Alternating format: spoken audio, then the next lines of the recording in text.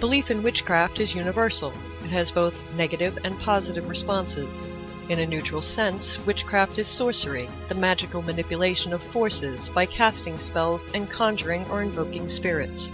It has been used by humankind since prehistoric times in an effort to control the environment and enhance daily life. Throughout history, witches have been feared because they were believed to be evil, in consort with the devil, and able to fly through the night on a broomstick and shapeshift into magical creatures. The same women who were sought after, healers, midwives, the wise women and crones, for help were the ones who were also feared for their knowledge. In truth, witches are in tune with nature and with themselves. They are men and women who are dark and light, day and night, healer and justice all in one. To be a witch is to be a keeper of balance, the essential witch.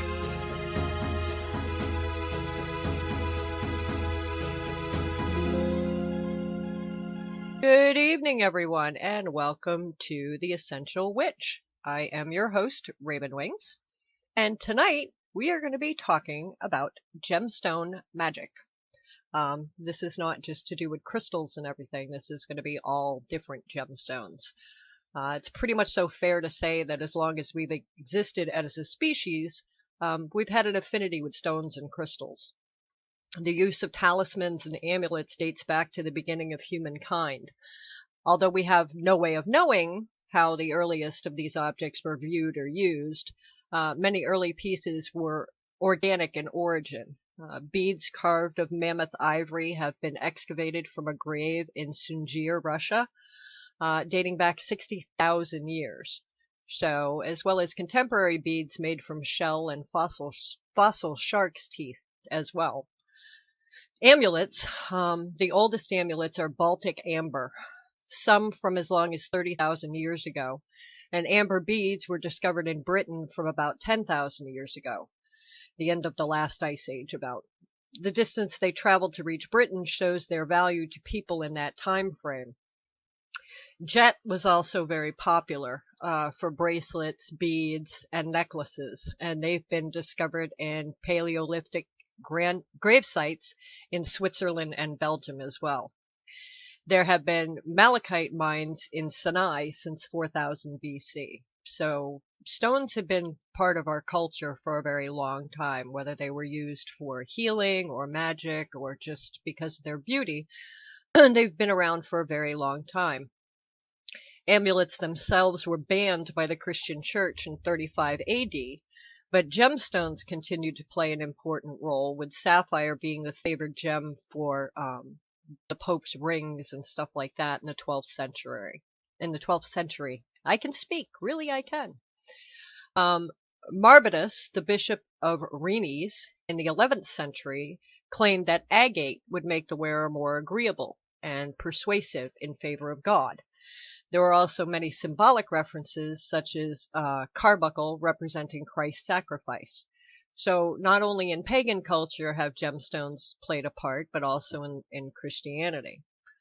The first historical reference to the use of crystals came from the ancient Sumerians, who included crystals in magic formulas. The ancient Egyptians used lapis lazuli, turquoise, carnelian, emerald, and clear quartz in their jewelry. They also carved grave amulets of the same gems. The ancient Egyptians used stones primarily for protection and for health. Crystallite, later translated as both topaz and peridot, was used to combat night terrors and purge evil spirits. Egyptians also used crystals cosmetically. Galena, which is lead ore, was ground to a powder and used as the eyeshadow known as kohl. Malachite was used in a similar manner. Green stones in general were used to signify the heart of the deceased and were included in burials. Green stones were used in a similar way in a later period in ancient Mexico as well. The ancient Greeks attributed a number of properties to crystals, and many names we use today are of a Greek origin. The word crystal itself comes from the Greek word for ice, as it was believed that clear quartz was water that had frozen so deeply that it would always remain solid. The word amethyst means not drunken, and was worn as an amulet to prevent both drunkenness and hangovers. Hematite comes from the word for blood because of the red colorization produced when it oxidizes.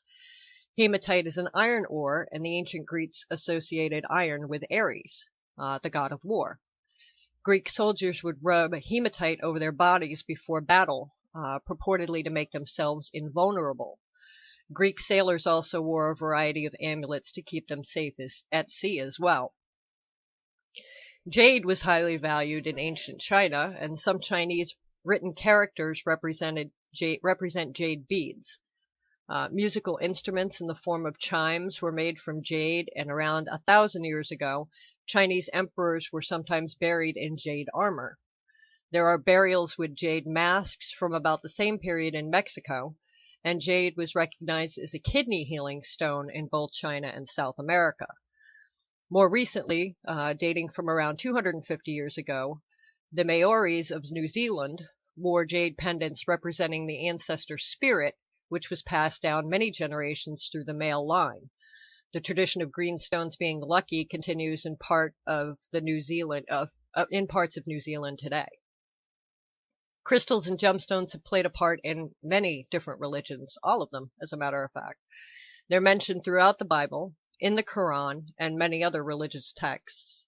The origin of birthstones is the breastplate of Aaron, or the high priest's breastplate, as mentioned in the book of Exodus.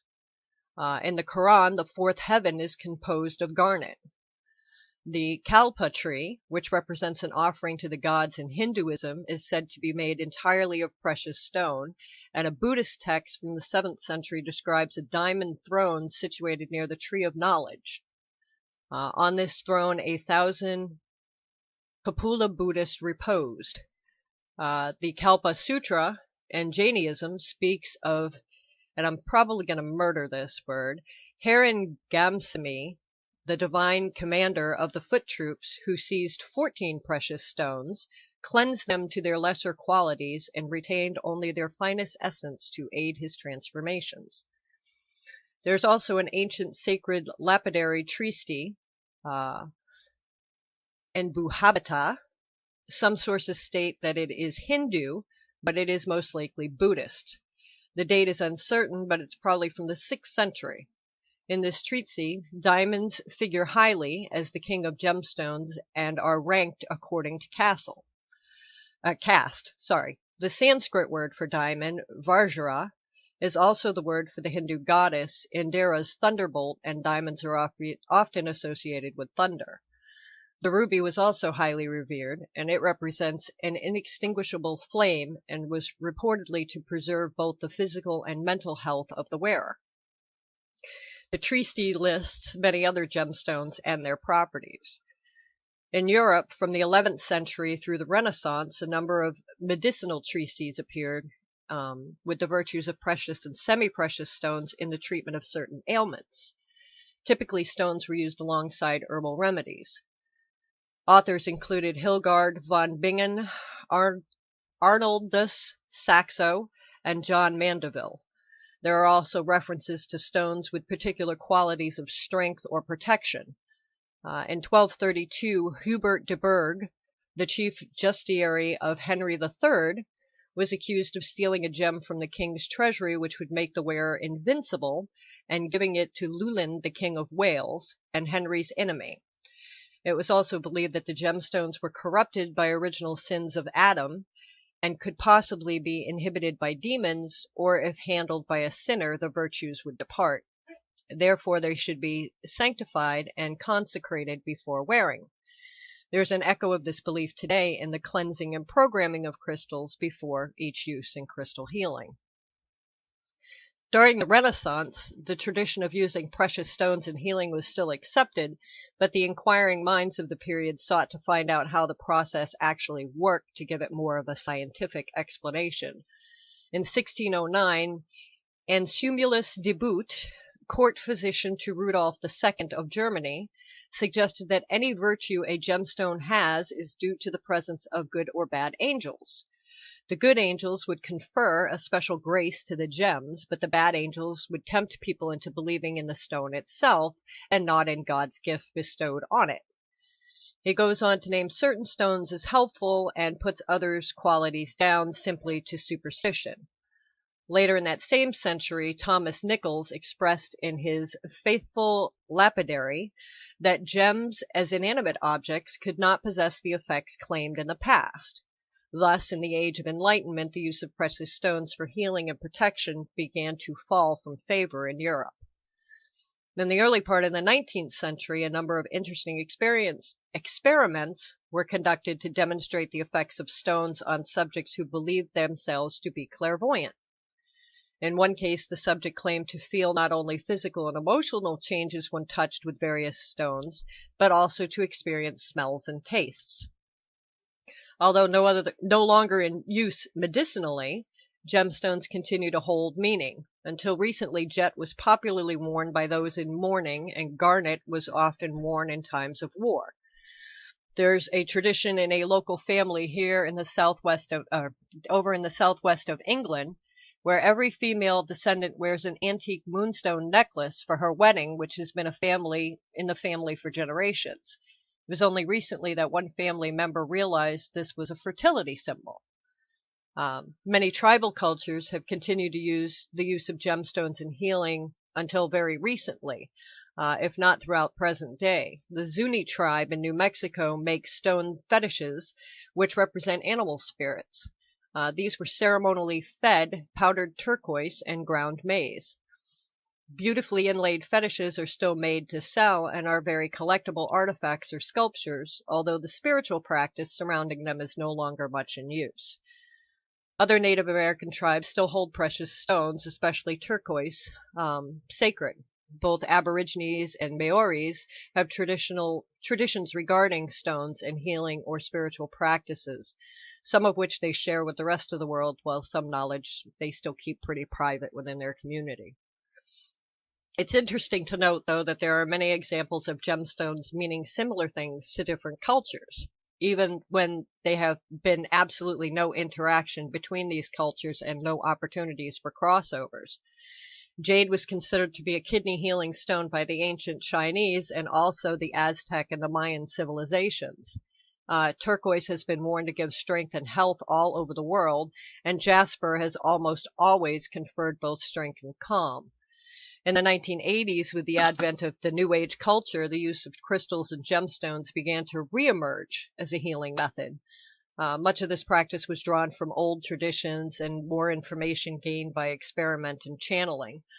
Books by Katrina Raffel in the 80s and Melody and Michael Geiner in the 90s helped to popularize the use of crystals.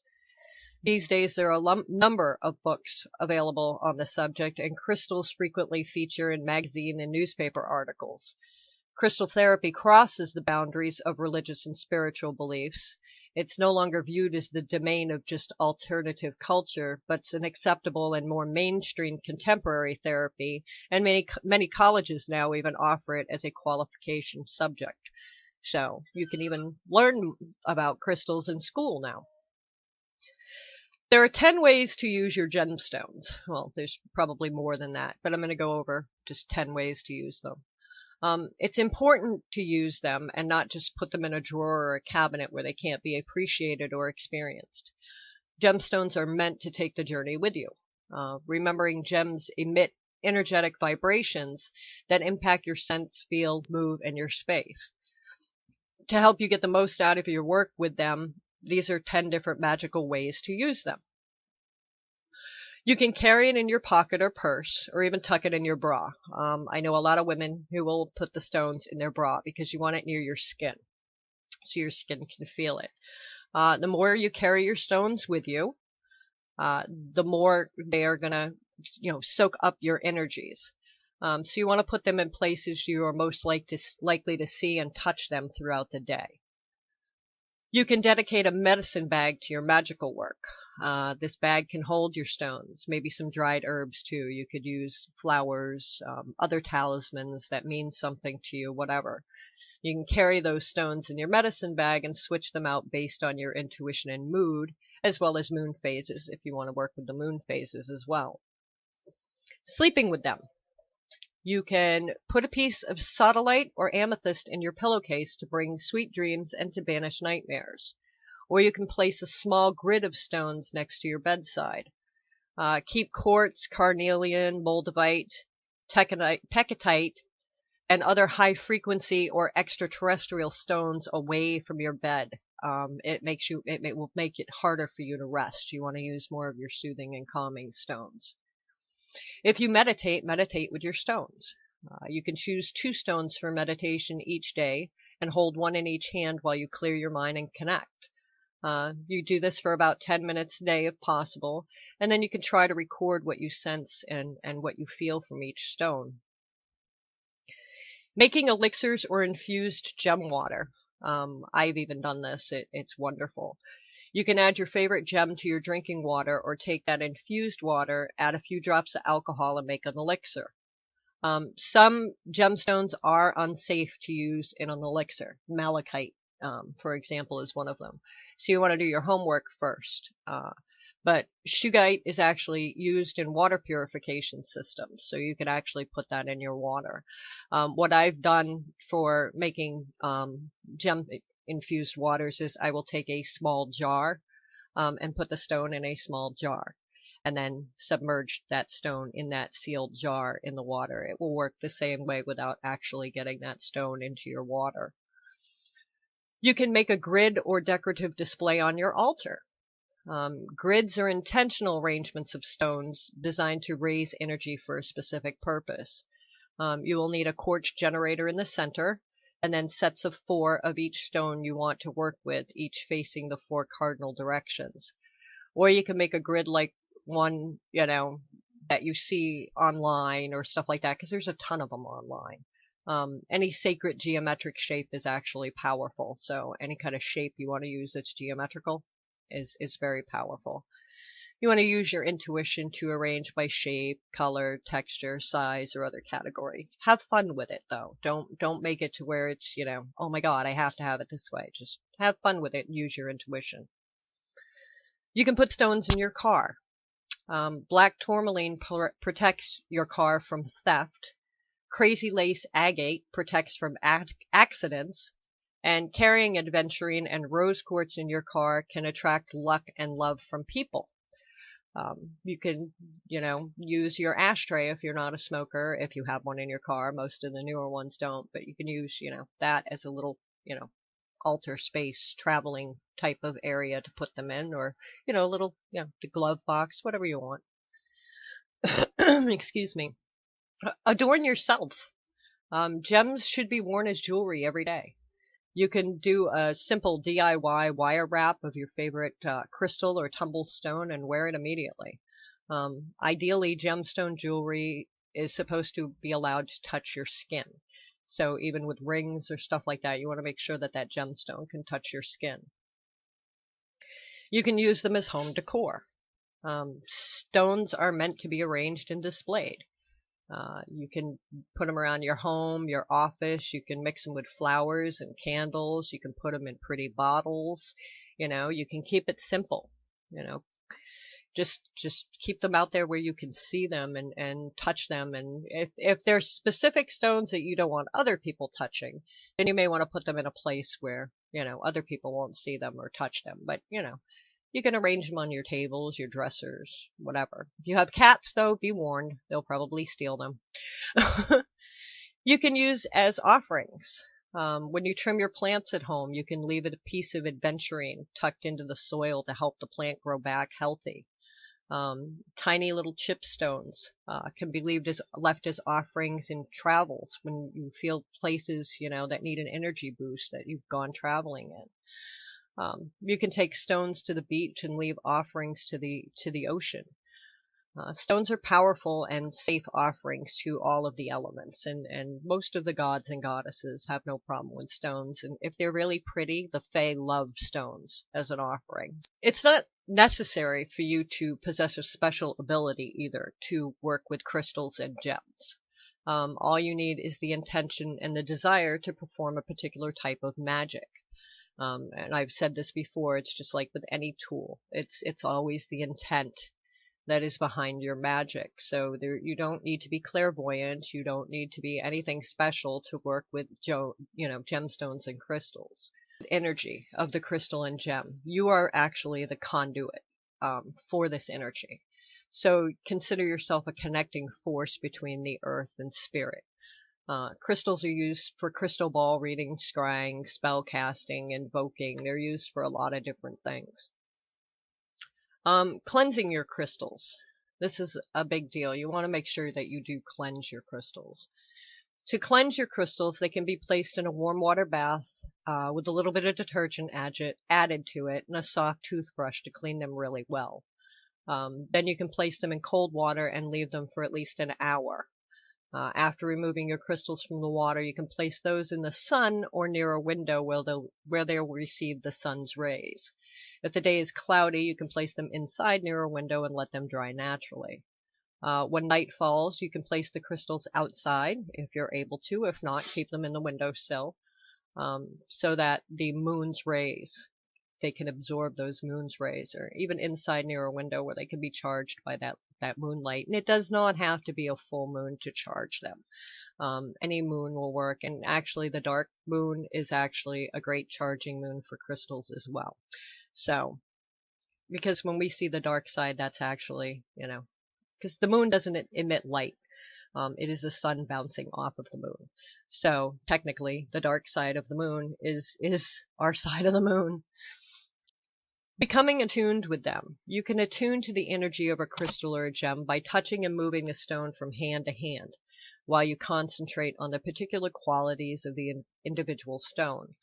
After a few minutes, you'll become aware of pulsing or tingling in your hands. This is a sign that your conscious awareness of crystal energy is creating a bonding between you and your crystal.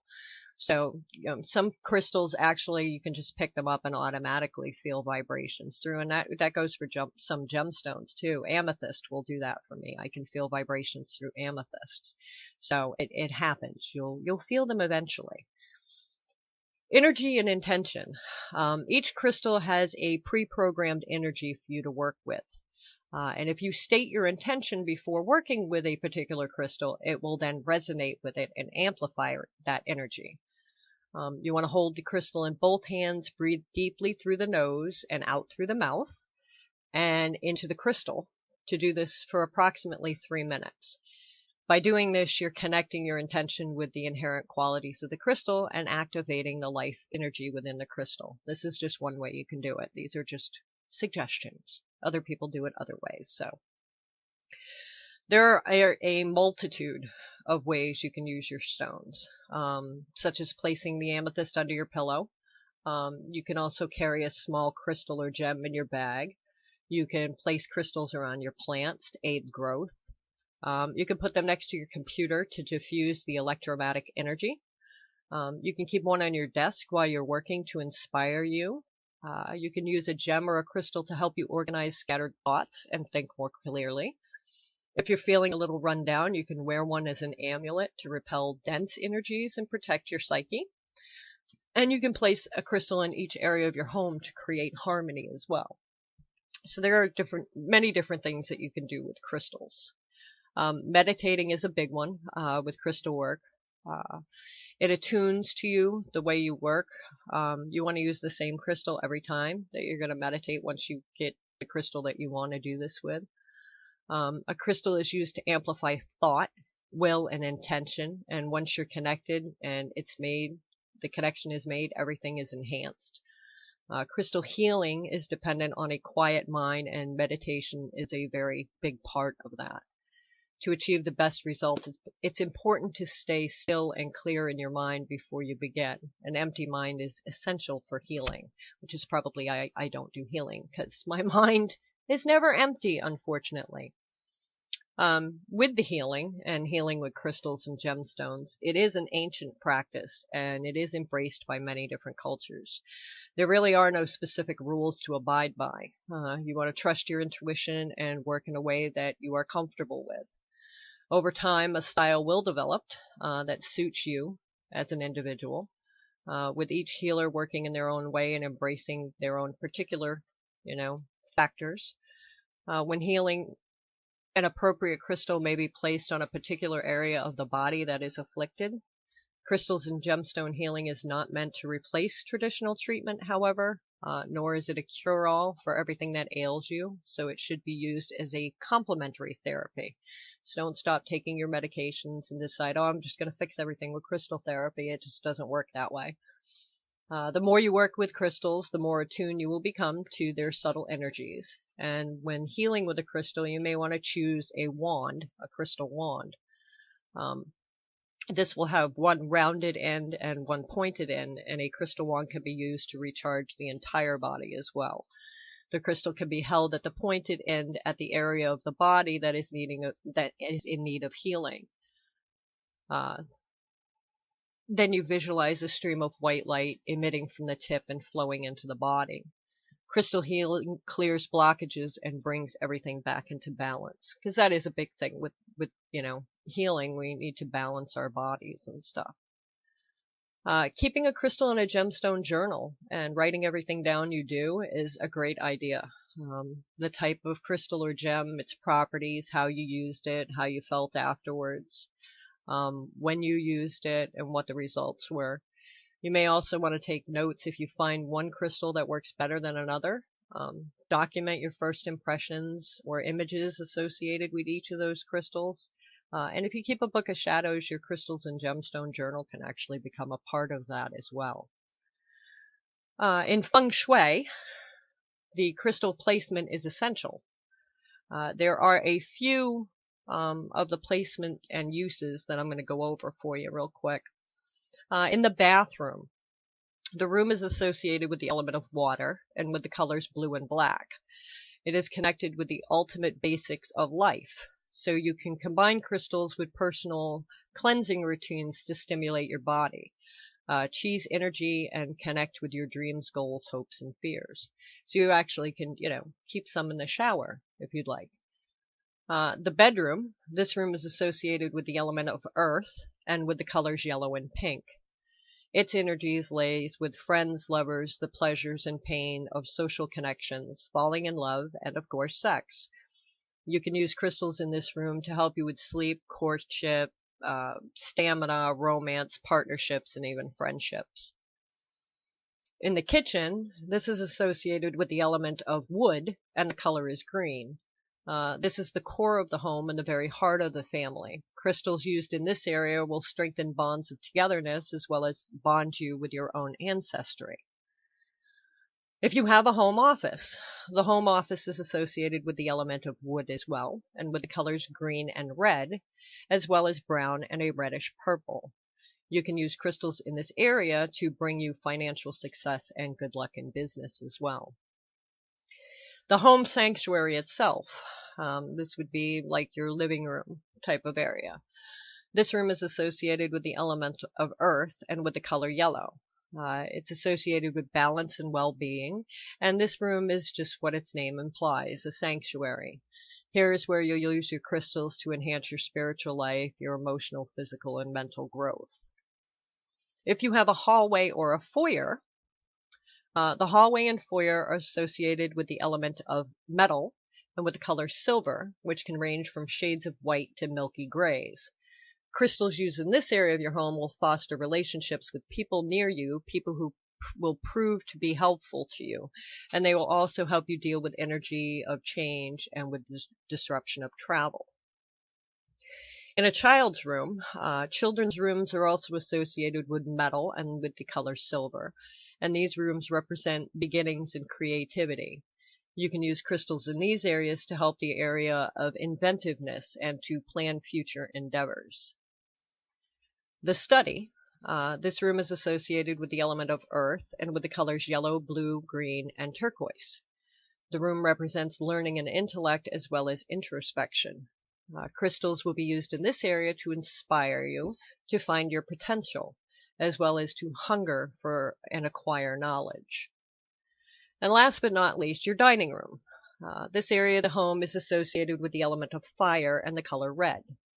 This space deals with self-perception, your reputation, as well as the way others perceive you. Crystals used in this area will be focused on public appearance, your reputation in the world, as well as your responsibilities in the face of the community. So those are just different things if you're into something like feng shui, which also deals with, arranging your furniture and everything else a different way. So for the end of the show, I'm going to go over some information about crystals and gemstones and their magical properties and their uses. So this is a long list, by the way. Agate is the first one. This inspires competition and elegance. It is perfect if you have something to say. It is used for the mouth, fever, and circulation. Agate, blue lace agate, is good for composure, calm, balance, inflammation, and fever. Botswana agate, understanding, recuperation, and infection. Dendritic agate. This is good for balance, energy, steadiness, and recuperation. Moss agate is good for assertiveness, renewal, your heart, and your lungs. Tree agate is great for organization and management and works for the chest and the stomach. Alexandrite is good for investment, growth, and your nerves. Amazonite. This is good for self-expression, insight, stabilizes emotions, promotes growth, study, clarity, insight, success, and it's also good for your nerves. Amber helps careers, relieves stress, accomplishments, and uplifts, and is also used for depression and the chest. Amethyst, which is my favorite stone, is used for aids in sleep, reduces electrical energies, creates calm and tranquility, inspires happiness, generates positive feelings, and relieves stress. It is also good for addictions and acne. So if you have an alcohol addiction or a drug addiction, amethyst. Ametrine, resolution, teaching, metabolism in your mouth. Antimony is good for intellect, progress, and colds and flu. Aqua aura. This is great for dexterity, the arts, throat, and healing. Aquamarine is good for insight, love, growth. It calms nerves, brings peace, and promotes truth. Adventurine is good for judgment. It relieves tension, prosperity, clears the mind, and is used for your eyes and migraines.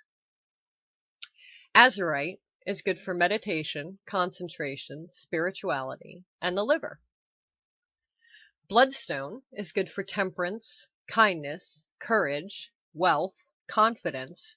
It's also good for the bloodstream and circulation. Blue John is used for renewal, strength, and general health. Blue coral is used for balance, protection from negativity, and worry. Carnelian is good for passion, sensuality, sexual energy, rheumatism, and arthritis.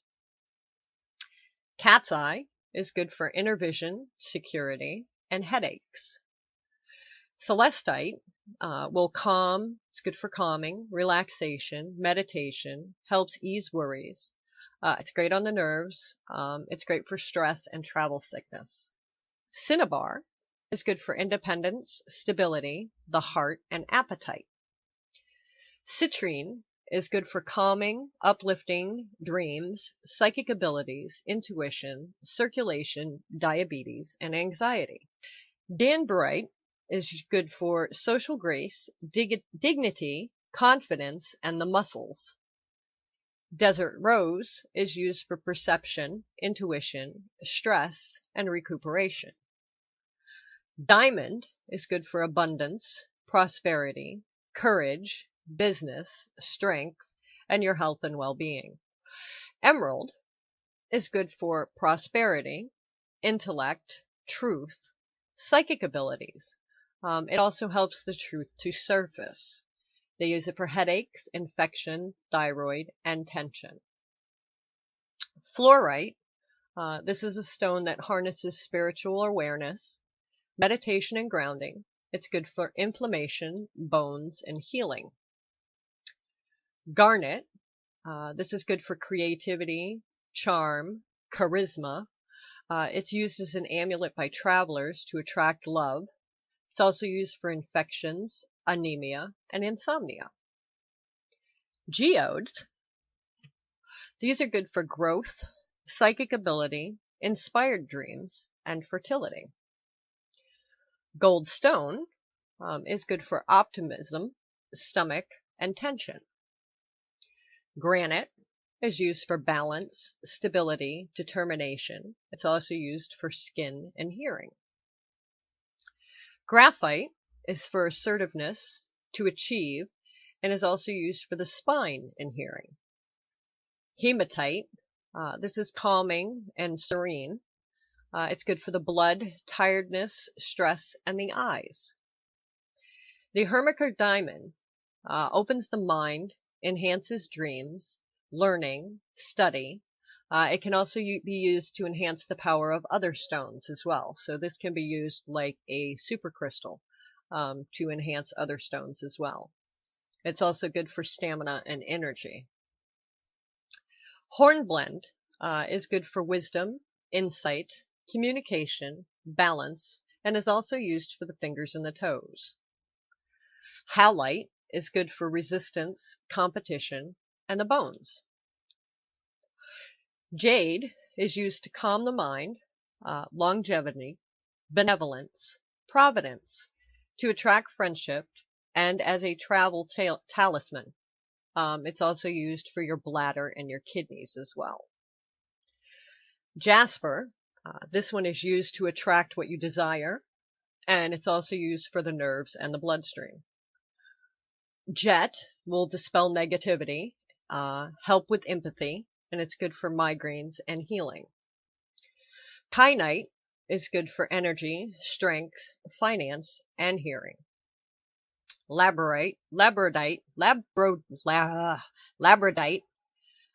is used for charisma, to improve relationships, quells inhibitions, releases hidden qualities, and is also used for the feet. Lapis lazuli is used spiritually for mysticism, protection, wisdom, truth, integrity, abundance, wealth, creation, and it is also used for the heart, the bones, and the eyes. Leptolite, this is used as a recharger and a balance. It will also bring peace and works on the nerves and pessimism. Lodestones are great for communication, teamwork, the glands, and circulation. Malachite, this is used normally for business prosperity, optimism, plant growth. You can actually use malachite in your plants to help them grow. And for any kind of a spell. These are actually good for all spells. It's a spell enhancer. It's also used for rheumatism, recovery, and asthma. Marble, this is used for renewal and compassion, and for someone who has a fever. Moldavite is used for insight, sensitivity, fertility, and renewal. Moonstone, this is a great feminine stone associated with the goddess Diana. It attracts lovers and ensures safe travels. It enhances beauty and devotion, and it also works if you're having problems with swelling. Moss agate, again, I don't know why it's on here twice, but this one says self-awareness, meditation, glands, and lung. Obsidian. This brings matters to the surface. It will dispel negativity, creates tranquility. It's also good for the digestion, the stomach, and stress. Onyx, which one of my favorite stones, also one of my favorite hosts on this station. Spiritual alignment, harmony, peace of mind, tranquility. It's great if you need a protection amulet. You want to make a protection amulet. Onyx is what you want to go with. It's also very good for the heart, the hearing, and the stomach.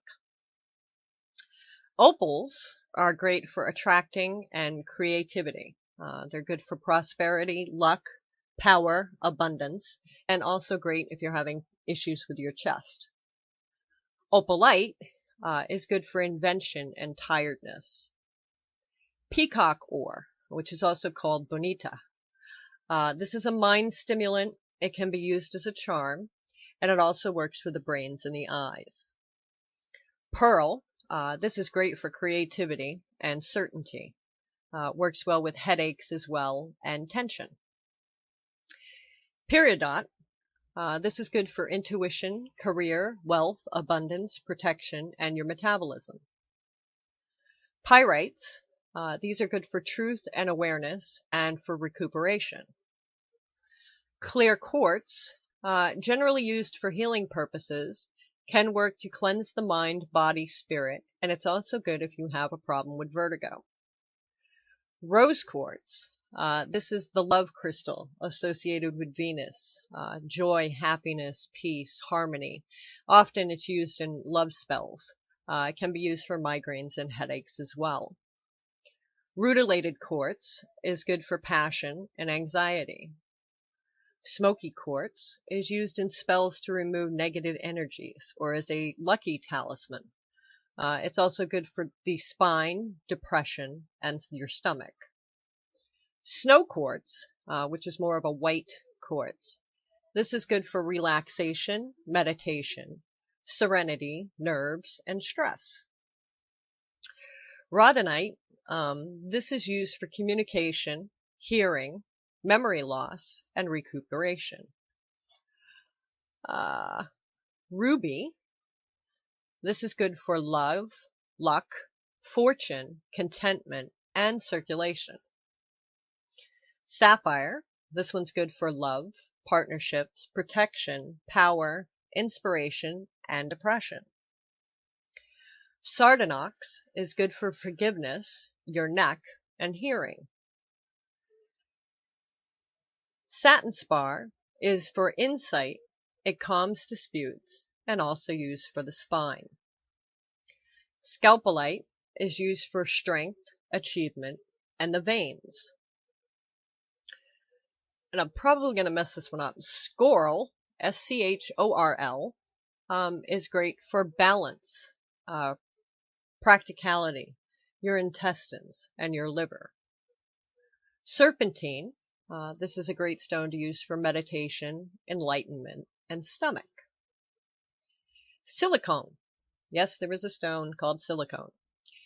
This is to attract or draw to you, and also used for the muscles. Silver, perception, and recovery. Smithsonite. This is used for harmony, consideration, and digestion. Soapstone is used for loyalty and for the back. Sodalite is used for confidence, self-assertion, meditation. It can also work for the chest, insomnia, and blood pressure. Spinel, S-P-I-N-E-L, is for intellect, energy, depression, and skin stress. Spirit stones. These are great for vitality, awareness, and cleansing. Steatite. This is good for adventure, communication, and digestion. Sugilite is good for cooperation, coordination, inspiration, peace of mind, psychic awareness, healing, inflammation, and pain. Sulfur makes a great protection amulet as well. It is great for protection and intellect, and it's also used for arthritis, rheumatism, and the skin. Sunstone is good for insight, regeneration, and can be used in spells associated with sexuality. It's also used for depression and the eyes. Tanzanite is good for vitality, movement, bones, and anxiety. Tiger's iron is good for endurance, vigor, and clarity. Tiger's eye is great for insight, integrity, overcoming, and they also use it for your limbs, and asthma. Topaz are good for legal matters, infection and digestion as well. Tourmaline is great for confidence, success, abundance, luck, and healing. Turquoise is good for protecting the home. It aligns friendship. It's a comfort stone. It's also used for tranquility. It is also used for throat, respiration, recovery, and chakra healing as well. Verdite is good for friendship, partnership, and the nervous system. Violin is good for vitality, insight, and the genital area. Zeolite is used for clear thinking, independence, and toxic and addictions. So it's similar to the amethyst in that respect, that you can use it for addictions as well. Zinc is great for loyalty and joy, bones, muscles, and back. Zircon, which is my last one on this list, is good for clarity, rest, sleep, and actually for PMS. So if you have a problem that you're dealing with PMS, zircon could possibly help you out with that. There was a few other things that I wanted to go over really quick when it comes to healing with gemstones as well, and being that I have 10 minutes, I can do that. With the smoky quartz, this is the color of black. It's considered black, even though it's a smoky. It's used on the root chakra. The healing uses for this one is calming, sedating, stabilizing. They use it for fear, for panic, for depression, survival, body image, drug issues, spaciousness, fatigue, stress, digestion, elimination, gas, bonds to the earth, meditation, PMS, and also if you're looking to quit smoking. This is a great stone that you can actually use for that as well. Black tourmaline can also be used on the root chakra. The healing uses for this is grounding, calming, steadying. It helps reduce anger, jealousy, insecurities, resentment. It transforms negativity, protection, shields. It magnetizes. It can draw out disease and ease nervousness and obsessions, and it's also used for diarrhea. Another one that you can use on the root chakra is tourmaline quartz. This can either come in black or white. It grounds and calms, connects the root with the crown. It balances, breaks old habits, protects, magnetizes, and opens chakra blocks. It deflects negativity, and it works with the intestinal system. Another one for the root chakra would be obsidian, also known as Apache's tears. This is also used for grounding, stabilizing, calming. It collects spaciousness and scattered energies. It works as a psychic mirror, insight and inner sight, entrance into the labyrinth, the womb. It magnifies fears and illusions.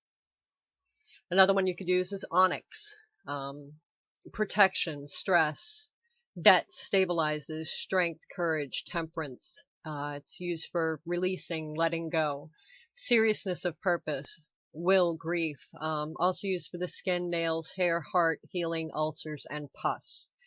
And sardonyx, which is a form of onyx, has a protective quality against spells and incantations. So it tends to strengthen the wits of its wearer and imports warmth and precision. And it's strongest when it's used by those of Virgo and Leo. Another one you can use on the root chakra is jet, also for grounding, calming, protection, reaps sadness and negativity. That's for grief, letting go, dispels of depression, fear, worry, fevers, epilepsy, contagion, toothache, skin tumors, hysteria, headaches, and dropsy. Another one for the root chakra, hematite.